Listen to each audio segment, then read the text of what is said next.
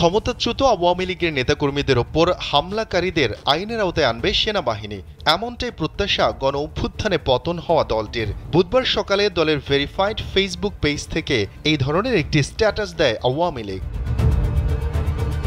স্ট্যাটাসে বলা হয়, আমরা সারা দেশ থেকে খবর পেয়েছি বেশিরভাগ থানায় আওয়ামী লীগ নেতাকর্মীদের বাড়িঘর হামলা ও লুটপাটের বিষয়ে সাধারণ ডায়েরিও করতে দেয়া হয়নি।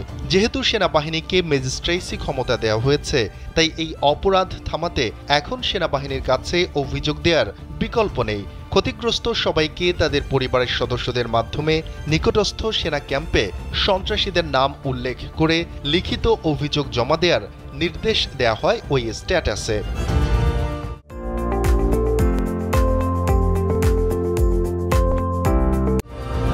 এর আগে নেতাকর্মীদের ওপর নির্যাতন, বাড়িঘরে হামলা ও লুটপাটের বিষয়ে জাতিসংঘের ফ্যাক্ট ফাইন্ডিং দলকে তথ্য দেওয়ার আহ্বান জানিয়ে নেতাকর্মীদের উদ্দেশ্যে ফেসবুকে পোস্ট দিয়েছিল আওয়ামী লীগ। মঙ্গলবার জনপ্রশাসন মন্ত্রণালয়ের এক প্রজ্ঞাপনে সারা দেশে সেনাবাহিনীকে বিচারিক ক্ষমতা দিয়েছে সরকার। আগামী 60 দিন সেনাবাহিনীর কমিশনড অফিসাররা এই বিচারিক ক্ষমতা পাবেন। এর ফলে ভ্রাম্যমাণ আদালত বসিয়ে অপরাধীকে সাজা দিতে পারবেন তারা। এ প্রসঙ্গে আন্তঃবাহিনী জনসংযোগ পরিদপ্তরের পরিচালক লেফটেন্যান্ট কর্নেল সামিউদ্দৌলা চৌধুরী কালবেলাকে বলেন, আমাদের এই আদেশ দেওয়া হয়েছে এবং সে অনুযায়ী কাজ করব। তিনি সবার সহযোগিতা চেয়েছেন। কোনো ম্যাজিস্ট্রেটের উপস্থিতিতে যদি অপরাধ সংঘটিত হয়, তাহলে তিনি নিজেই গ্রেফতার করতে পারবেন অথবা অপরাধীদের গ্রেফতারের আদেশ দিতে পারবেন। অপরাধীকে হেফাজতে রাখতে শর্ত সাপেক্ষে জামিনও দিতে পারবেন তিনি।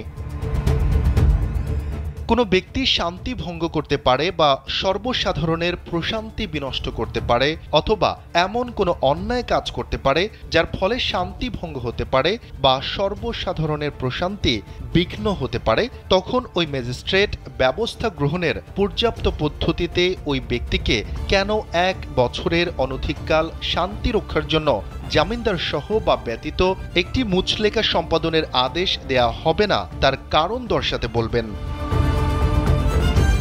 সরকারি চাকরিতে কোটা সংস্কার আন্দোলন ঘিরে ঢাকাসহ সারা দেশে সংঘর্ষ ছড়িয়ে পড়লে গেল 19 জুলাই রাতে সারা দেশে সেনাবাহিনী মোতায়েন ও কারফিউ জারি করেছিল তৎকালীন আওয়ামী লীগ সরকার।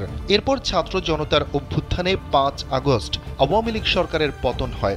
8 আগস্ট শান্তিতে নোবেল বিজয়ী অর্থনীতিবিদ ডক্টর মোহাম্মদ ইউনূসের নেতৃত্বে অন্তর্বর্তী সরকার গঠিত হয়। বিদ্যমান পরিস্থিতিতে এখনও সারা দেশে সেনাবাহিনী মোতায়েন রয়েছে। শফিকুল ইসলাম শান্ত, কালবেলা।